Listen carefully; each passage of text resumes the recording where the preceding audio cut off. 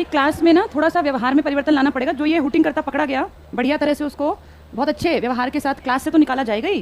Card cancel है, ये 10,000 रुपये पानी में गए जो गड़बड़ में आया, ठीक है। तो अपने व्यवहार को थोड़ा देख के कि क्या ठीक है क्या गलत। स्टेज में तो कोई बहुत छोटे बच्चे नहीं हो, इतनी तमीज़ तहजीब हर एक को होनी चाहिए। किताबें निकालो सारे, जिनके पास किताब जिनको दफा करो यहाँ से।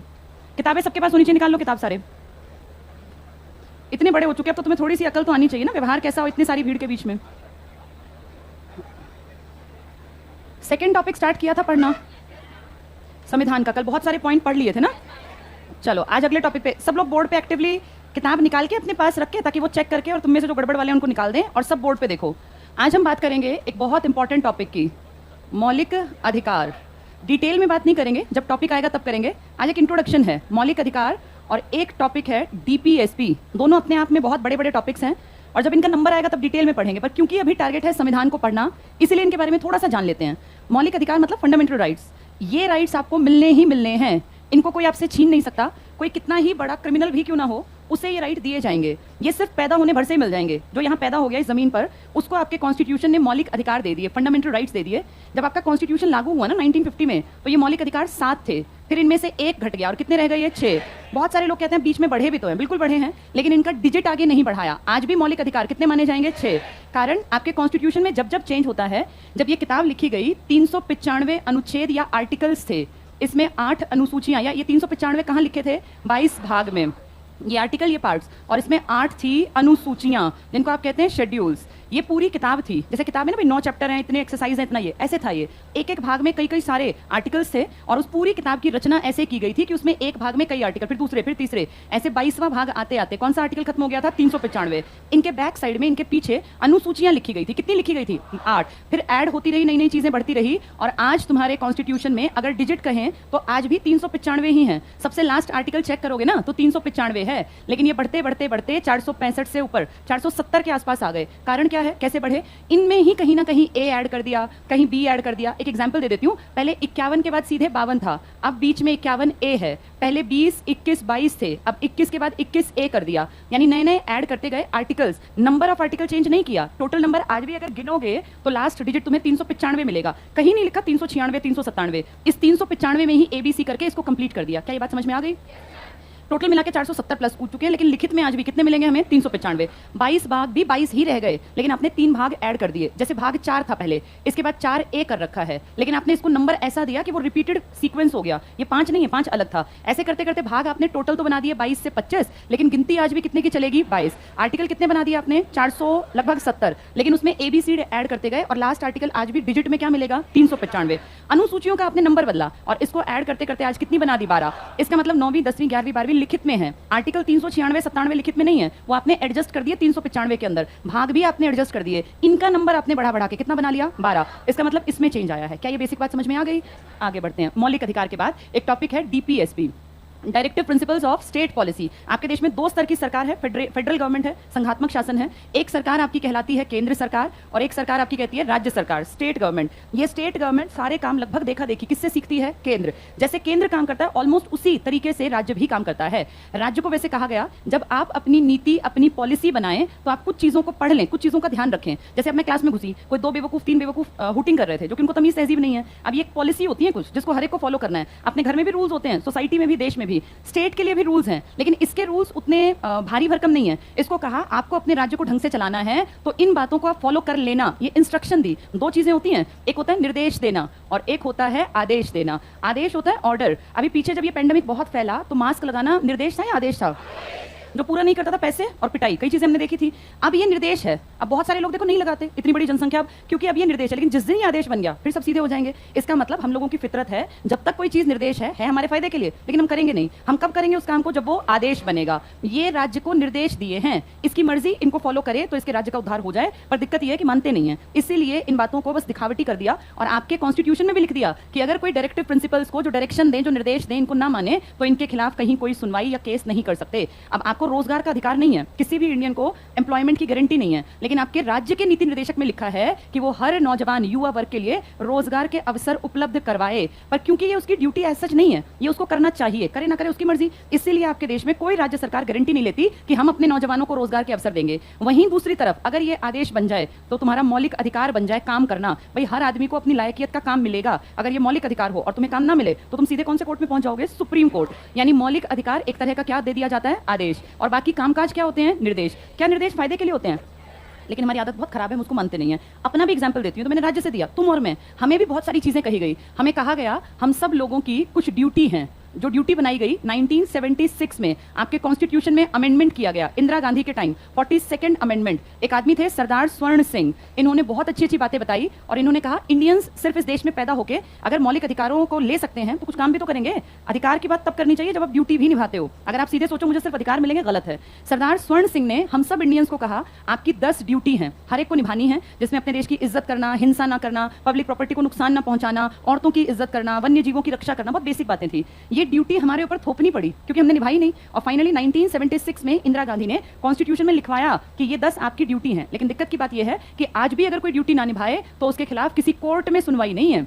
आप अगर अपने देश को प्यार नहीं करते, अपने देश की इज्जत नहीं करते, औरतों की इज्जत नहीं करते, भाई अपनी माँ की अपनी बहन की इज्जत नहीं करते, तो कोई आपका क्या बिगाड़ लेगा? कोई कुछ नहीं बिगाड़ सकता आपका। ये मॉरल ड्यूटी होती है कि मुझे ऐसा करना चाहिए, ना करें तो कोई क्या करेगा? कोर्ट आपके लिए कभी नहीं आएगा कि ड्यूटी निभाओ। ड्यूटी निभाने से आप खुद समझदार और अच्छे बनते हैं, बाकी ड्यूटी निभाना किसी के बस की बात नहीं है। पेरेंट्स तुम्हें यहाँ तक भेजते हैं, पैसा लगा रखा है उन लोगों ने, मेहनत की गाड़ी कमाई, तुम्हारी जिम्मेदारी है कि यहाँ के पढ़ो। अब ना पढ़ो तो वो क्या कर लेंगे? कुछ भी नहीं कर सकते। ये ड्यूटी तो तुम्हारी है ना। कल हम लोग सुनील सर के घर गए शाम को, इनका भतीजा, पता है तुम लोगों को? सुनील सर का भतीजा 22 साल का है, घर में कोई सुविधा नहीं, तुम लोगों के एज ग्रुप का। इतनी मेहनत की उस लड़के ने, इतनी मेहनत, आज उसको जर्मनी जाना है, तो जर्मनी उसकी फ्लाइट है, कोई खर्चा नहीं हुआ। अमेजॉन कंपनी में उसको वेबसाइट डेवलपर के तौर पे बहुत बढ़िया 67 लाख रुपीस का पैकेज मिल गया। 22 साल का लड़का जिसके घर की स्थिति बहुत ही नॉर्मल, सुनील सर तो बहुत फिर भी वेल टू डू हैं, बढ़िया हैं। सुनील सर के भाई का लड़का कोई बहुत रिच नहीं है, बहुत नॉर्मल सा, इस डी क्रस से पढ़ा, जैसे तैसे करके फी अरेंज की। कल मैं उससे पूछ रही थी कितनी फी थी, तो उसने कहा एक साल में 45,000 लगते थे।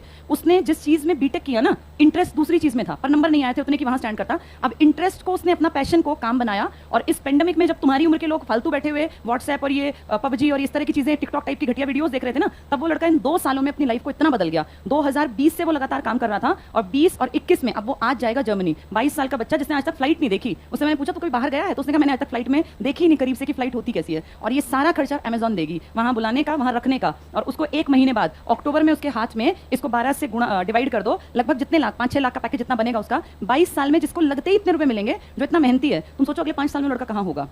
ये करोड़ों में पहुंच जाएगा पैकेज। जो जितनी ऊंचाई पे लगेगा ना और जो जितनी मेहनत करेगा उतना आगे बढ़ेगा। और इतना शांत वो लड़का, उसका जैसे उससे मैंने बात की, ऐसा फील ही नहीं हो रहा था कि उसके अंदर कोई भी ये बात है कि मैं कितनी बड़ी अचीवमेंट में हासिल कर गया। यहाँ लोग छोटी छोटी चीज़ों को गाने लगते हैं, उसने कुछ नहीं, बहुत कूल काम वे में, जैसे बहुत शांत प्रकृति का होता है ना, बहुत ही ज्यादा काम इंसान, ऐसा लग रहा है। इतना मेच्योर वो 22 साल का लड़का, और उसका व्यवहार पूरा 30 साल वाले मेच्योर आदमी जितना। तो देखो कितनी बड़ी बात। और जानते हो उसके माँ बाप क्या है? उसके पिताजी एक टेम्पो चलाते हैं और उसकी मम्मी जो है लगभग इलिटरेट, मान लो, कुछ ज्यादा पढ़ी लिखी होंगी, थोड़ी बहुत पढ़ी लिखी, लेकिन अपने बच्चे की वो कभी मदद नहीं कर पाई होंगी कि वेलोसिटी क्या होती है, या रिफ्लेक्शन और रिफ्रैक्शन में क्या अंतर है, या ये साइंस के टॉपिक कभी नहीं पढ़ा पाई होंगी। और वो लड़का अपनी मेहनत करके, उसकी दादी से मैंने पूछा कितना पढ़ता था लड़का, तो उन्होंने कहा हम तो जब उठते थे रात में, हमारी कभी नींद खुल जाए या सुबह हमें ये पढ़ता मिलता था। घर में कोई सुविधा नहीं थी, तब भी देखो कितना पढ़ता था, कोई अलग रूम नहीं, कोई एसी नहीं, नॉर्मल से जैसे बल्ब घर में लगे होते हैं, उस बल्ब में वो लड़का पढ़ पढ़ के कहां पहुंच गया। और उम्र कितनी? 22 साल। आज से 5-7 साल बाद जब वो 27-28 का होगा तो वो करोड़ों के पैकेज पे होगा। अब जो जैसा होगा उसको लाइफ पार्टनर भी वैसा ही मिलेगा। जब वो करोड़ रुपए कमाएगा तो जिससे शादी करेगा वो भी करोड़ की लायकियत की कोई लड़की होगी। देखो लाइफ कैसे बदली, पीढ़ियां बदल जाती हैं मेहनत करने से। पर ये अकल होनी चाहिए कि हमारे हर कोई 67 लाख का पैकेज नहीं ले सकता, लेकिन हर कोई अपने जीवन को बदल जरूर सकता है। जिसकी जो लायकियत है उतना अचीव कर सकता है। अब जो यहाँ खाली बैठे रहते हैं, उसी उम्र के लड़के हैं, उसी उम्र की लड़कियां आएंगे, खाली बैठ के चले जाएंगे। तुम्हारी उम्र में देखो लोग क्या कुछ कर रहे हैं।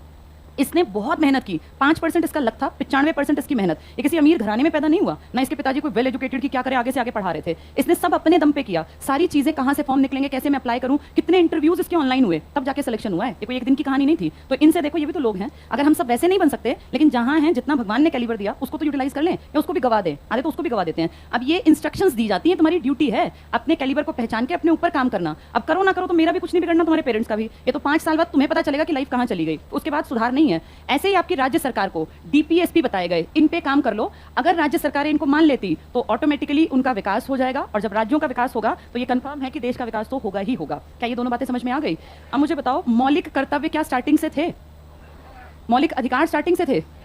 अधिकार कहाँ लिखे थे आपके? भाग 3 में, आर्टिकल 12 से लेके 35 में। डीपीएसपी कहाँ लिखे थे? भाग 4 में, आर्टिकल 36 से लेके 51। मैं तुम्हें ना थोड़ा सा एक बार बहुत बेसिक सी बातें बता रही हूँ, बोर्ड पे देखना। यहाँ भाग और यहाँ आर्टिकल्स या अनुच्छेद सिर्फ 5 कराऊंगी। अभी 22 हैं, 22 के 22 कराऊंगी, टाइम बीतते बीतते। आज सिर्फ 5 पे ध्यान रखना। भाग 1, 2, 3, 4, 5। भाग 1 में आपकी देश की जानकारी है। आपके देश में या तो राज्य हैं या यूनियन टेरिटरी, यानी सबसे पहले किताब खोलते ही जो पहला भाग है इसमें किसकी जानकारी मिलेगी? आपके देश की, एरिया की, टोटल आपके यूटीज की और स्टेट्स की। भाग 2 में आपकी नागरिकता है, सिटीजनशिप। आप कैसे नागरिकता हासिल करेंगे, किन लोगों की नागरिकता रहेगी, किन की हट जाएगी, कौन बाहर से आने वाले नागरिक कहलाएंगे। पाकिस्तान से आने वाले जब देश आजाद हुआ नागरिक तो बने थे, यहाँ से जाने वालों की नागरिकता गई थी। सब कुछ एक्सप्लेन किया है। कौन से भाग में?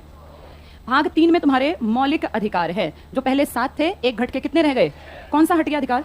संपत्ति का। अब कैसा राइट बन गया वो संपत्ति वाला? लीगल। पेरेंट्स चाहें तो मिलेगी संपत्ति, नहीं तो बेदखल। भाग 4 में डीपीएसपी हैं, directive principles of state policy, नीति निर्देशक तत्व। निर्देश मतलब होता है आपको इंस्ट्रक्शन दी जा रही है, मान लो आपका फायदा है, ना मानो तो आपको कोई क्या बिगाड़ लेगा। 5वें में लिखा है पूरे देश की जानकारी। यहाँ सिर्फ इंट्रोडक्शन था, अब यहाँ पूरी केंद्र सरकार कैसे काम करती है, राष्ट्रपति, उपराष्ट्रपति, प्रधानमंत्री, संसद, कैसे बिल आते हैं, कैसे पास होते हैं, कौन सा मनी बिल, कौन सा नॉर्मल बिल, और किस तरह से किसकी क्या पावर्स हैं, ये सब कुछ लिखा है। कौन से भाग में? 5।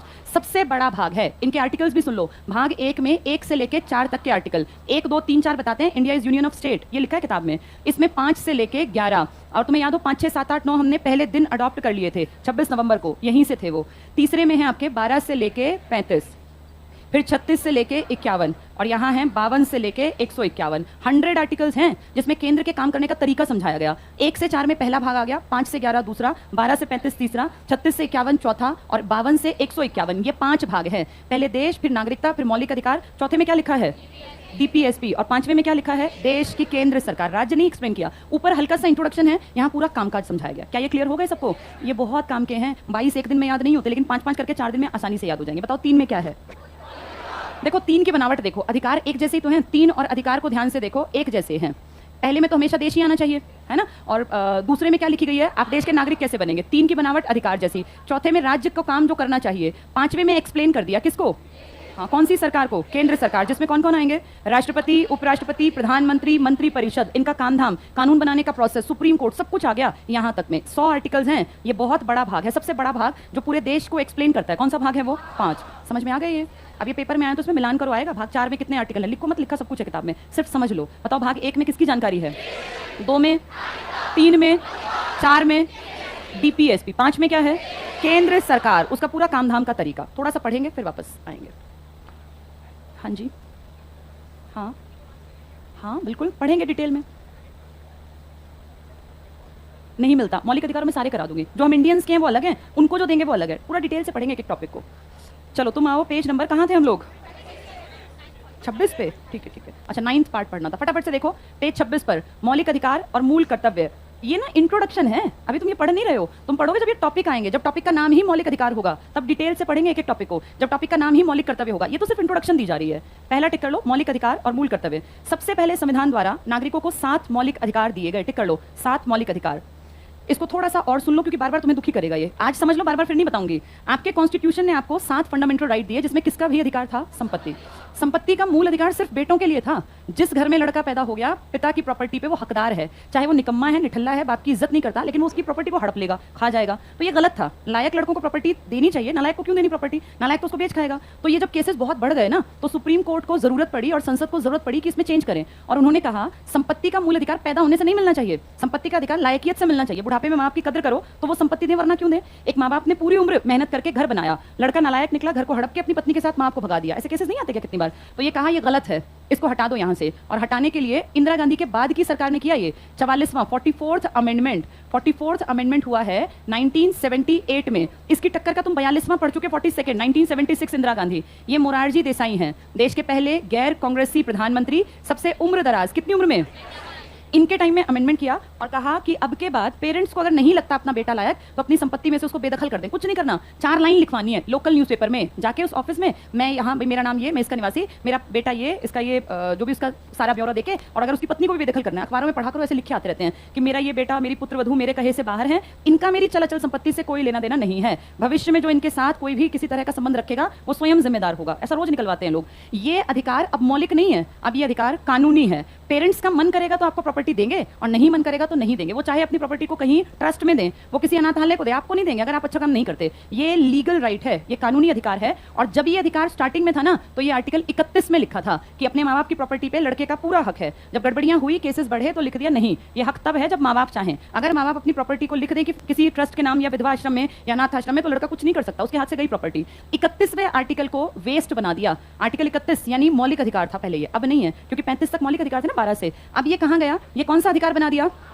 पहले आर्टिकल लिखा हुआ था 300 और 301, अब इनके बीच में एडजस्ट कर दिया आर्टिकल 300A और वहां लिख दिया संपत्ति का अधिकार। कैसा अधिकार है? कानूनी। पेरेंट्स चाहें तो अपनी संपत्ति को अपने हिसाब से जिसको देना चाहें दे सकते हैं।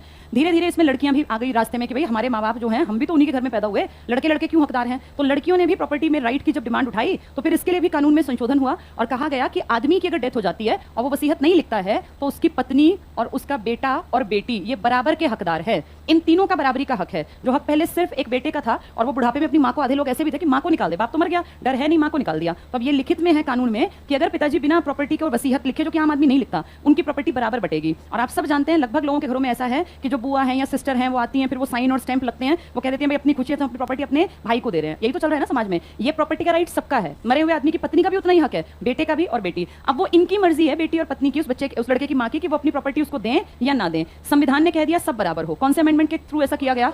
44वां। चलो देखिए आगे। तो कहते हैं 44वां, अंडरलाइन कर लो, 44वां संविधान संशोधन संपत्ति के अधिकार को मौलिक अधिकारों की लिस्ट से हटा दिया गया और अब संपत्ति का अधिकार केवल एक कानूनी अधिकार है। इसको थोड़ा सर्कल लगा लेना, कानूनी है, लीगल राइट है। पूछेंगे वो कैसा राइट है ये, लीगल। कहां लिखा गया है अब ये 300 लिख लो, यहाँ 300A किसी के पास लिख लो जहां कानूनी लिखा है, पीछे व्हाइट जहां खाली पेपर है वहां लिख लो अनुच्छेद 300A। चलो आगे टिक करना। इस प्रकार वर्तमान में भारतीय नागरिकों को 6 मौलिक अधिकार प्राप्त हैं। इन 6 को ना बहुत इलैबोरेट करते हैं, आगे जाके पढ़ेंगे जब, तो तुम देखोगे 6 में तो 20-25 अधिकार दे रखे हैं। कहने को कितने हैं ये? 6। अगला पॉइंट देखो, भारत के मूल संविधान में वेरी वेरी इंपॉर्टेंट, अंडरलाइन करना, कर्तव्यों का उल्लेख नहीं था। डबल टिक कर लो, नहीं, कहीं कुछ नहीं लिखा था कि तुम्हारी कोई ड्यूटी भी है। नेक्स्ट पढ़ना। लेकिन स्वर्ण Singh committee, very important, underline, स्वर्ण सिंह, सरदार स्वर्ण सिंह कमेटी की सिफारिश पर 42वां अमेंडमेंट, 42वां संविधान संशोधन, नागरिकों के 10 मूल कर्तव्य निर्धारित किए गए। कितनी ड्यूटी बनाई गई?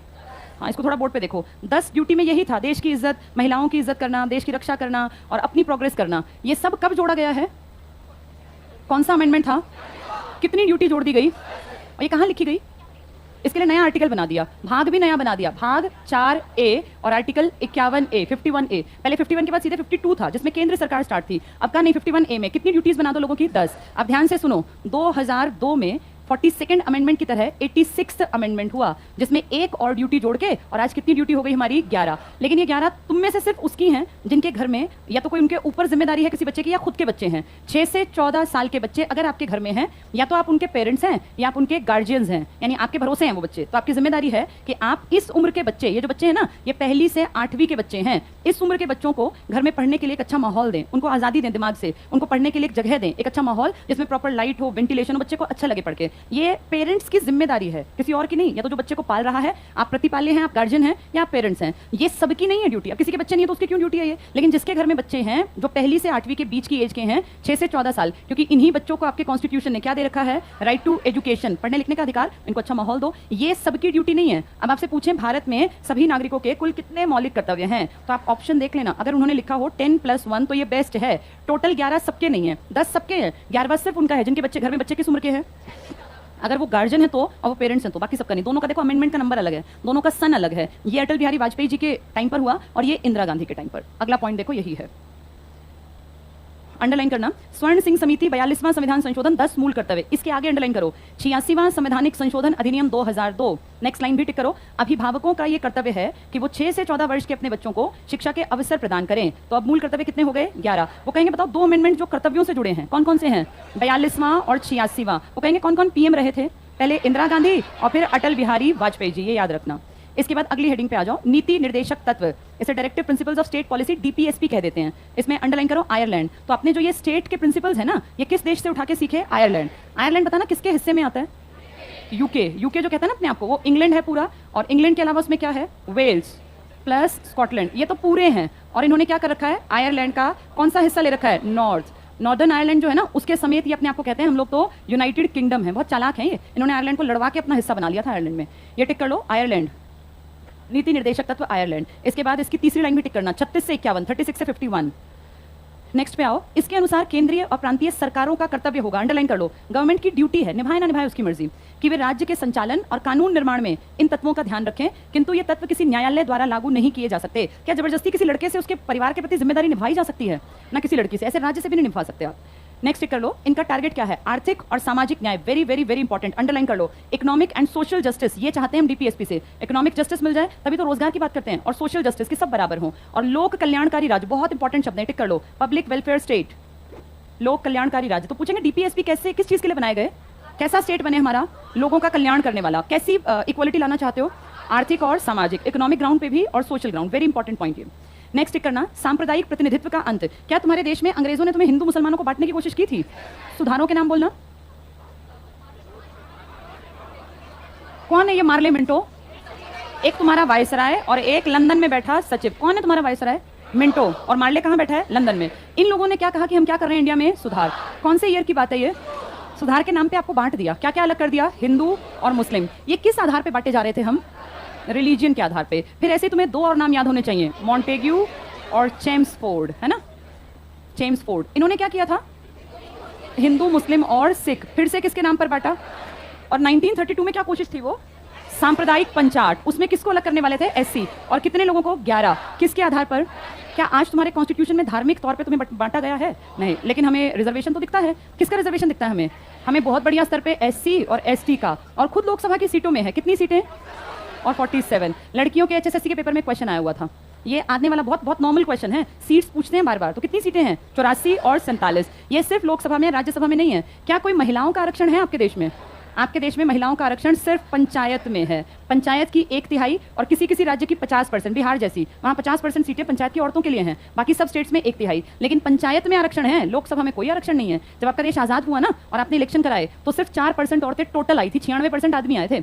आज इतने सालों बाद लगभग 11 से 13% वेरिएशन होता है, अलग अलग, इतनी औरतें आती हैं। जबकि आपकी आबादी कितनी है लगभग औरतों की? औरतें कितनी है आपके देश में? आधी आबादी है औरतों की, 50% से थोड़ी सी कम है, बस 49 पॉइंट समथिंग। आधी आधी आबादी आदमी और औरतों की। किसी स्टेट में औरतें ज्यादा हैं, केरल जैसों में टोटल में, किसी स्टेट में हरियाणा जैसे में औरतें टोटल में कम है। लेकिन देश की बात करूं तो लगभग आधी आबादी 49 पॉइंट समथिंग है, उसकी 50 पॉइंट समथिंग है। ये कोई मैटर ही नहीं करता, लगभग आधी आबादी औरतों की। तो अगर आरक्षण को देखें तो आधी सीट भी तो औरतों को लेनी चाहिए। लेकिन कितने परसेंट के बीच में औरतें हैं? लगभग 11 से 13। एनसीईआरटी उठाओगे तो 11% कहता है, लेकिन करंट में देखते हैं तो 13% तक ये बहुत बार गया है कि भाई इतनी औरतें चुनी गई। पंचायत में आपने दे रखा है आरक्षण, जो कि सरकार का लोकल सरकार है, लेकिन आपने स्टेट और नेशनल लेवल पे कोई आरक्षण औरतों को नहीं दिया। ये कई बार मुद्दा उछलता है लोकसभा में कि औरतों को भी बराबरी का आरक्षण मिले, पर पॉसिबल नहीं है, क्योंकि 50% अगर औरतें बैठेंगी तो नियम बनाने बड़े मुश्किल हो जाएंगे। इसका कायदा होना चाहिए, पढ़े लिखे लोग आए, जो कि आपके देश में भी सोचा नहीं गया। चलो पढ़ते हैं आगे। तो सांप्रदायिक प्रतिनिधित्व का अंत कर दिया, वयस्क मताधिकार का प्रारंभ। इसको पढ़ लो। भारतीय संविधान के अंतर्गत सांप्रदायिक प्रतिनिधित्व को समाप्त कर वयस्क मताधिकार, adult franchise, universal adult franchise के आधार पर संयुक्त प्रतिनिधित्व की पद्धति को अपनाया गया। अगला पॉइंट बहुत इंपॉर्टेंट, एग्जाम में आता है, सब जानते हैं। मताधिकार की आयु पहले कितनी थी? वोट डालने की एज 21। 18 किस सन में की गई है? 1989। 21 से घटाकर कितनी कर दी? 18। और कौन सा अमेंडमेंट था ये? 61st। अब जो लोग पिछले से पिछले हफ्ते पढ़ रहे थे वो जरा याद करें, इलेक्शन कमीशन के मेंबर्स बढ़ाए गए थे, याद है तुम लोगों को? पहले एक आदमी था और 1989 में इसमें 3, अक्टूबर में बढ़ाए और जनवरी में क्या बोले कि नहीं बढ़ाते। तब तक उन्होंने पार्टी दे दी, मजे कर लिए, अपने अखबारों में एडिशन और ये सब आ गया। फिर उनमें से याद है एक ने केस किया था और कहा था ऐसे सरकार कैसे भद्दा मजाक कर सकती है, तो केस में वो हार गया और कहा ये संसद की मर्जी है कितने मेंबर रखें। फिर फाइनली 1993 में कितने सदस्य बना दिए थे? 3। और आज तक कितने सदस्य हैं? 3, जिनमें एक को आप कहते हैं ये हमारा CEC है और इन दोनों को कहते हैं अदर इलेक्शन कमिश्नर। इनमें से सबसे पहले एंट्री कहाँ होती है? तीसरा ही दूसरा बनता है और दूसरा ही पहला बनता है। इसको हटाना नामुमकिन बराबर है, हट जाएगा, लेकिन बहुत बड़ा मुद्दा। इनको हटाना है तो बस इसको किसको कहना पड़ेगा और ये हट जाएंगे। तो इसका मतलब पावरफुल कौन है ज्यादा? चीफ इलेक्शन कमिश्नर, जो डायरेक्ट नहीं लगते। चलो पढ़ेंगे, अंडरलाइन कर लो। 61वां संविधान संशोधन 1989, 21 से घटाकर 18। अगली हेडिंग पे आ जाओ, स्वतंत्र न्यायपालिका और अन्य स्वतंत्र अभिकरण। क्या तुम्हारी जुडिशरी इंडिपेंडेंट है या दबाव में रहती है? रियलिटी क्या है? सबको पता है आपकी जुडिशरी दबाव में है। किसके दबाव में है? जो ये सरकारें हैं ना, ये अपने हिसाब से काम करने लग गई। जब आपका कॉन्स्टिट्यूशन बना तो कहा था 3 चीजें इंपॉर्टेंट हैं। एक को नाम दिया गया था विधान पालिका, जिसको आप कहते हैं लेजिस्लेचर, लेजिस्लेचर है ये। इसके बाद एक आपकी बनी थी कार्यपालिका, जिसको आपने कहा था ये एग्जीक्यूटिव है। और तीसरी आपकी बनी थी न्यायपालिका, जिसको आपने कहा था ये हमारी जुडिशरी है। अब ध्यान से इस पॉइंट को समझ लेना, ये अपने आप समझ में नहीं आएगा। ये दोनों एक सिक्के के 2 पहलू हैं, बल्कि एक में दूसरा समाया है, ये कहें तो ठीक होगा। विधान पालिका का मतलब होता है लोकसभा, राज्यसभा और प्रेसिडेंट, जिसको आप कहते हैं संसद। पार्लियामेंट है ये, एक नॉर्मल शब्द में आप इसको याद कर लो, ये पार्लियामेंट है। तो इसका एक हिस्सा मान लीजिए लोकसभा, एक राज्यसभा और एक प्रेसिडेंट ऑफ इंडिया। इन सबको मिला के ही कानून बन सकता है। कानून मोदी जी अकेले नहीं बना सकते, कानून बनाने में उनको विपक्षी भी चाहिए और राष्ट्रपति भी चाहिए। ये सब मिलकर विधान बनाते हैं, कानून बनाते हैं। इसमें जो लोकसभा देख रहे हो, लोकसभा का एक हिस्सा, बड़ा हिस्सा, जिसमें 272 से ज्यादा आदमी आ जाएं, क्योंकि बहुमत तभी आएगा, मेजोरिटी तभी होगी जब 543 में से कितनी सीट मिली हो, 272 प्लस या 273 कह लीजिए। ये हिस्सा है सरकार। इस पूरे सर्कल में 3 हिस्से, उस तीसरे हिस्सा जो सबसे बड़ा था उसका बड़ा हिस्सा, इसको आप कहते हैं ये हमारी सरकार। तो क्या सरकार और पूरी विधानपालिका एक ही है या अलग अलग है? सरकार छोटी है और किसमें समाई हुई है ये विधान, ये पार्लियामेंट का हिस्सा है। पूरी पार्लियामेंट सरकार नहीं है, पार्लियामेंट का एक छोटा सा हिस्सा सरकार है। ये काम करती है, ये सब नियम बनाते हैं और ये काम। क्या कभी ऐसा हो सकता है कि सरकार और विधानपालिका चालबाजी करें और हम लोगों का ध्यान ना रखें और गलत नियम बना दें? कैसा कर सकती हैं ये बिल्कुल ऐसा कर सकती हैं। क्यों नहीं कर सकती? ये एक ही थाली के चट्टे बट्टे हैं। अगर ये ऐसा कर देंगे तो आप तो फंस गए, और ये तो रोज ऐसा करेंगे। ये ऐसा इसलिए नहीं करते क्योंकि इनको पता है कौन खड़ी है। और न्यायपालिका जब देखेगी कि ये तो लोगों को एक्सप्लॉइट कर रहे हैं, कोई भी आदमी, तुम मैं हम में से कोई भी, कोई पढ़ा लिखा आदमी, PIL पता है, पब्लिक इंटरेस्ट लिटिगेशन, जैसे कहते हैं जनहित याचिका, ये दायर कर देगा। जनता के हित के लिए जो याचिका डाल दी जाए, एप्लीकेशन मान लीजिए, इसे कहते हैं जनहित याचिका। और सुप्रीम कोर्ट जब अपने बेंच बैठा देगा ना, फिर इनकी अपने आप खूब तो बेइज्जती होगी और इनके पास जवाब देने के लिए आंसर नहीं मिलेगा कोई भी कि क्या कहें हम। इसलिए थोड़ा सा कंट्रोल रखा जाता है। न्यायपालिका आपकी केयर टेकर है। जिस दिन आपकी न्यायपालिका पूरी तरह बिक गई, फिर आप मान लेना अपनी मर्जी चलाएगी सरकार, क्योंकि इससे कहीं ना कहीं पावरफुल जो यूज करती है पावर का वो एग्जीक्यूटिव है। ये सिर्फ बैठी रहती है, अब विपक्ष है ही नहीं, जितने हैं वो बैठे हुए आराम से। यानी ये दोनों तो एक जैसे हैं। इन दोनों को सीधा रखने की पावर किसके हाथ में है? न्यायपालिका। और बहुत दुख की बात है कि आपके कॉन्स्टिट्यूशन में लिखा था न्यायपालिका स्वतंत्र होनी चाहिए। अब धीरे धीरे पिछले 8-10 सालों से हम देख रहे हैं कि जो लोग सुप्रीम कोर्ट और हाई कोर्ट से रिटायर हो जाते हैं, क्योंकि रिटायरमेंट की एक एज है, ये 62 साल में, ये 65, काफी सारे लोग अपना रास्ता बदल के और क्या बनते जा रहे हैं? Member of parliament. और MP ये कहां के बनना प्रेफर करते हैं? क्योंकि जनता तो नहीं बनाएगी इनको, लोकसभा के तो बनना मुश्किल है। कहां के बन जाते हैं? राज्यसभा। और राज्यसभा में आप जानते हैं बड़ी आसानी से एंट्री हो जाती है सरकार के आदमियों के थ्रू। इनमें आप और मैं तो भेज नहीं सकते, इनमें भेजने वाली तो सरकार है ना, सरकार की ताकत। अगर कोई सुप्रीम कोर्ट हाई कोर्ट में सरकार के चहीते फैसले करता है, सरकार की नजरों में आ गया कि भाई ये तो हमारे पक्ष का आदमी है, जैसे ही रिटायर होगा या पहले ही लालच दे दो कि आप हमारे पक्ष में अगर ये चीजें करते हैं तो आपका सीधा रास्ता कहां खोल देंगे हम। और ऐसा होता है, ये बहुत नॉर्मल बात है। जितने बड़े बड़े बेंच बनते हैं ना, इनमें जो जजेस हैं, आप कभी भी उठा के पढ़ना, इनमें से ज्यादातर लोग जो बहुत बड़े जजमेंट में शामिल होते हैं ना, वो बाद में रिटायरमेंट के बाद राज्यसभा पहुंच जाते हैं। पर इन बातों को इतना खुल के बताया नहीं जाता। आम जनता को क्या पता चलता है कौन जा रहा है कौन नहीं? इसका तो वैसे भी सारा इलेक्शन किस फॉर्म में होता है? इनडायरेक्ट। तो आपको मुझे क्या पता चले, लेकिन जो थोड़े पढ़े लिखे लोग हैं ना, वो इस चीज को समझ रहे हैं कि न्यायपालिका का झुकाव होता जा रहा है किसकी तरफ? सरकार की तरफ। वो सरकार से कुछ ना कुछ फायदा देखने लग गए और वो सोचते हैं एक केस में इधर उधर तो करना है, क्या फर्क पड़ता है, रिपोर्ट नेगेटिव लिख देंगे तो हमारा क्या जाएगा। 62 के बाद कम से कम राज्यसभा का MP बन के शान से जीऊंगा जितना जीवन है। ये गलत तरीका है, इस पर बैन होना चाहिए, लेकिन है नहीं। अगर ऐसा चलता रहा तो आने वाले जितने जजेस हैं ना, उन सबको लगेगा रिटायरमेंट के बाद खाली बैठ के क्या मिलेगा, क्यों ना हम किसके मेंबर्स की तरफ चल पड़े? राज्यसभा। और जिस दिन ये बहुतायत में जाने लग गए तो सारे फैसले फिर जैसी सरकार चाहेगी वैसे ही होंगे, जो गलत होगा फिर तो सरकार डिक्टेटर बन जाएगी। क्योंकि ये 3 पालिकाओं में से 2 तो ऑलरेडी उसके हाथ में है। कौन कौन सी? विधानपालिका और कार्यपालिका। वो किससे थोड़ी सी दबती है? न्यायपालिका। अगर इनको भी लालच देके उस तरफ मोड़ दिया, ये भी बाद में उसी का हिस्सा बनेंगे, तो हम फंस जाएंगे। आम आदमी कुछ कर ही नहीं पाएगा। ये गलत है, लेकिन हो ऐसा ही रहा है आपके देश में। चलो पढ़ें जरा क्या कह रहे हैं। स्वतंत्र न्यायपालिका और अन्य स्वतंत्र अभिकरण संघात्मक शासन में, अंडरलाइन करना, संविधान की व्याख्या और रक्षक होने के कारण न्यायपालिका का स्वतंत्र होना जरूरी है। क्या जरूरी है? कि आपकी न्यायपालिका दब के रहे या इंडिपेंडेंट रहे। ऐसा क्यों जरूरी है? लॉजिक सुन लो, जो पढ़ा वो समझ में नहीं आएगा। आपका देश इस किताब से चलता है। क्या नाम है इस किताब का? इस किताब में बहुत कुछ लिखा है, लेकिन बहुत सारी चीजें एक्सप्लेन नहीं हैं। उनका सिर्फ हम आइडिया लगाते हैं, और इस आइडिया को जब हम एक्जैक्टली ना लगा पाए तो हम किसकी तरफ देखते हैं? इसका सही मतलब बता दो। Supreme court. ये आपके संविधान की व्याख्या करता है, एक्सप्लेन करता है, इलेबोरेट करता है कि इस लाइन का ये मतलब है। यानी जब आपके MP भी फंस जाएं और हम भी फंस जाएं, हमें समझ नहीं आ रहा, तो इसको एक्सप्लेन कौन करेगा? Supreme court. अब संविधान की व्याख्या करना तो बहुत बड़ी चीज है, ये कोई छोटी बात नहीं है। लेकिन इस संविधान को अगर बदलना पड़ जाए, कुछ चेंज करना पड़ गया, तो ये चेंज कर देगी आपकी संसद। देखो दोनों की इंपॉर्टेंस है। आपके यहाँ संसद भी इंपॉर्टेंट है और सुप्रीम कोर्ट भी। अगर इस किताब को एक्सप्लेन करना है तो सुप्रीम कोर्ट में जाओ, इस किताब में बदलाव करना है तो कौन करेगी? संसद। तो क्या कहेंगे, इंडिया में दोनों में से नंबर 1 कौन है? संसद या सुप्रीम कोर्ट? किसको कहोगे?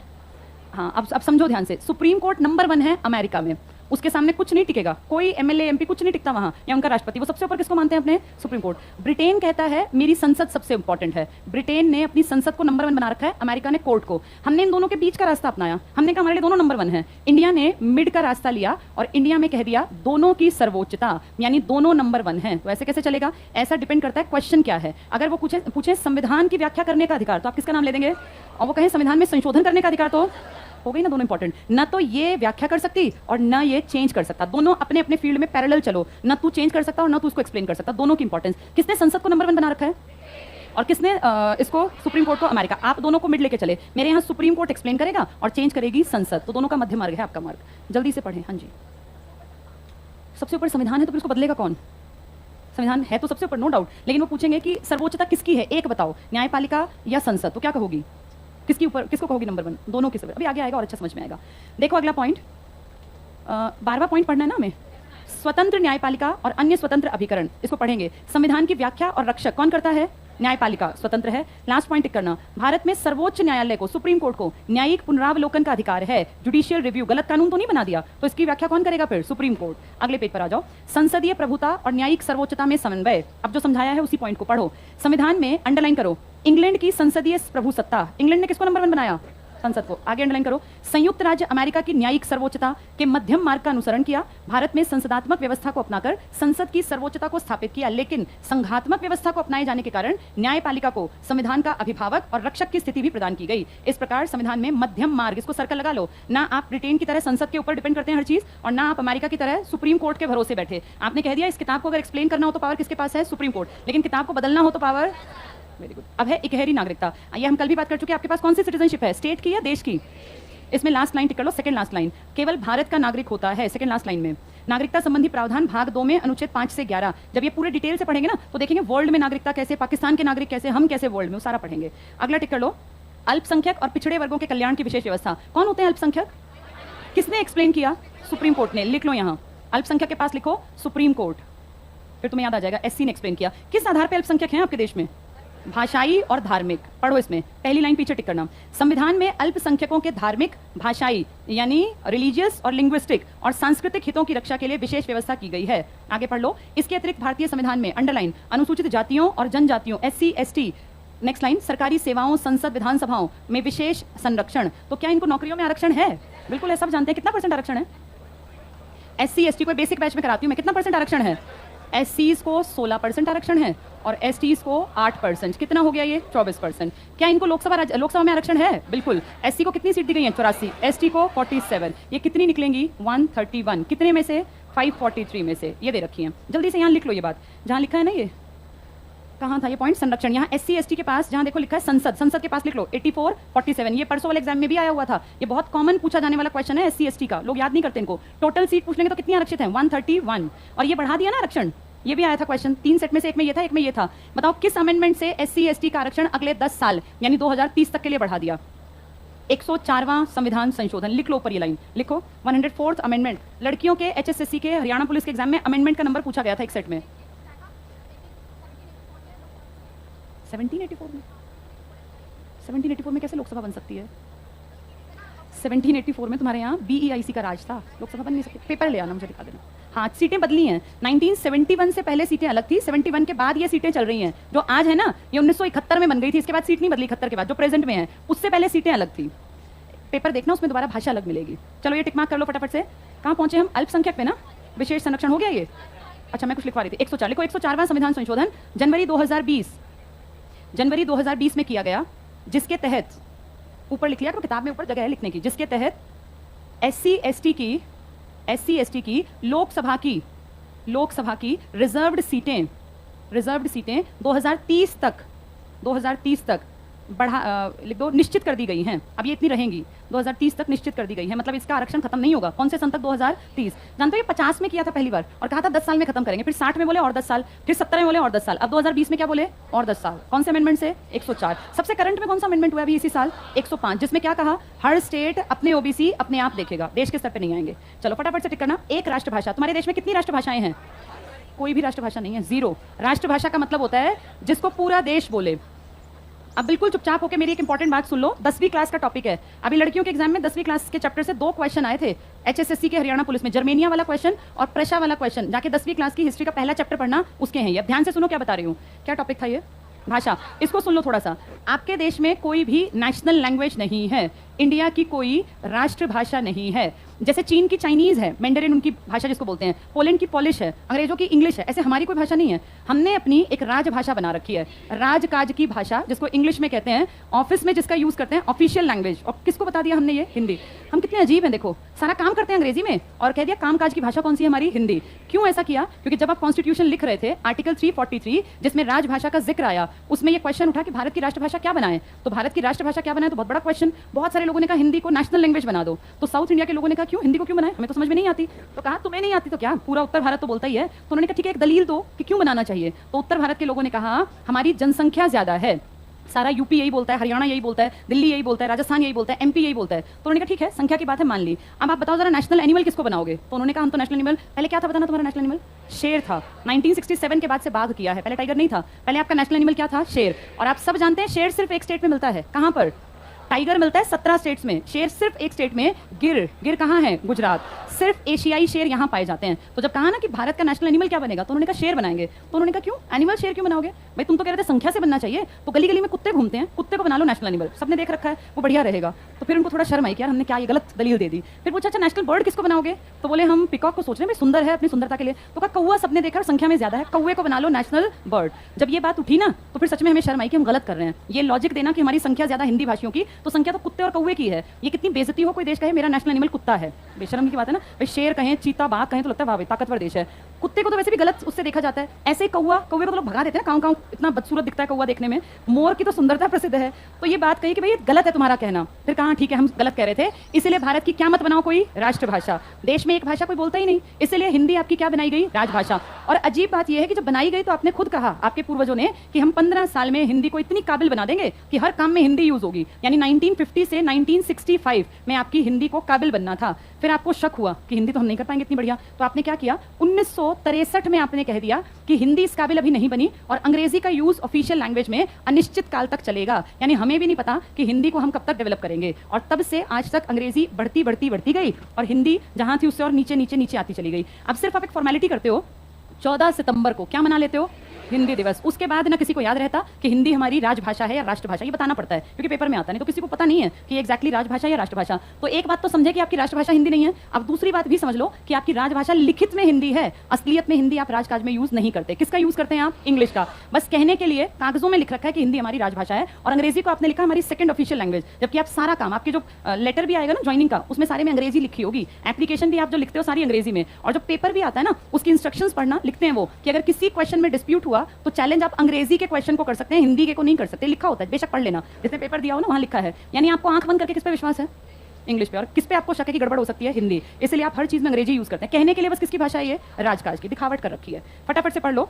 राजकाज की भाषा, एक राष्ट्रभाषा, गलत है, कोई राष्ट्रभाषा नहीं है आपकी। संविधान के अनुसार संघ की राजभाषा हिंदी, अंडरलाइन करो। अब राष्ट्रभाषा नहीं लिखा, राजभाषा। लिपि देवनागरी। 8वीं अनुसूची 22 भाषाएं। तुम्हें मैंने जब तुम बेसिक बैच में थे ना, इन 22 भाषाओं का ट्रिक बताया था। ABGHMMKK याद है ये, OPSTTU सिंधी, कोंकणी, मणिपुरी, नेपाली, बोडो, मैथिली, डोगरी, संथाली, ये वही 22 भाषाएं। आगे फिर आएंगे तब दोबारा करेंगे। आगे इसमें फटाफट पढ़ो। राष्ट्रीय आपातकाल, क्या आपके देश में नेशनल इमरजेंसी लग सकती है, कितने आर्टिकल हैं, 352, 356, 360। राष्ट्रपति में पूरी डिटेल से पढ़ेंगे, आज सिर्फ इंट्रोडक्शन है, टिक कर लो। राष्ट्रीय आपातकाल 356, युद्ध, बाहरी आक्रमण या सशस्त्र विद्रोह। नेक्स्ट करना, राज्य में आपातकाल, राष्ट्रपति शासन, संवैधानिक तंत्र की असफलता। यहां लिख लो 130 बार लग चुका, 356 130 बार लग चुका। और 352 के पास लिखो आज तक 3 बार लगा, 352 3 बार, 356 130 बार। वित्तीय संकट आर्टिकल 360 लिखो, कभी नहीं लगा। फिर इनको डिटेल से पढ़ेंगे राष्ट्रपतियों में जब उसके टॉपिक पे आएंगे। अगला पॉइंट फटाफट टिक कर लो। संकटकालीन घोषणा का सबसे प्रमुख प्रभाव हमारा संघात्मक शासक, क्या हो जाता है शासन, एकात्मक। देश में पूरी सत्ता केंद्र सरकार के हाथों में चली जाती है। राजनीतिक तंत्र का संघीय से एकात्मक परिवर्तन, भारत के संविधान की विशेषता। सार्वभौमिक वयस्क मताधिकार पे आ जाओ, universal adult franchise. Third line पीछे टिक करना। संविधान के प्रारंभ में 21 साल की आयु में मताधिकार था। अगला पॉइंट बहुत काम का, 61वां संविधान संशोधन 1988, मतदाता की आयु 21 से घटाकर 18। अगले पेज पर आ जाओ। न्यायपालिका, कैसी है न्यायपालिका, स्वतंत्र। फटाफट से टिक करना। सेकंड लाइन, सर्वोच्च न्यायालय और हाई कोर्ट्स, उच्च न्यायालय के न्यायाधीशों की नियुक्ति राष्ट्रपति द्वारा। न्यायाधीशों को पद की सुरक्षा प्राप्त होना, न्यायाधीशों के आचरण पर व्यवस्थापिका द्वारा विचार न कर सकना। ये टॉपिक हमारा कंप्लीट। अब कल नए टॉपिक से पढ़ेंगे। 1989 कर लो उसको, ठीक कर लो, 1989।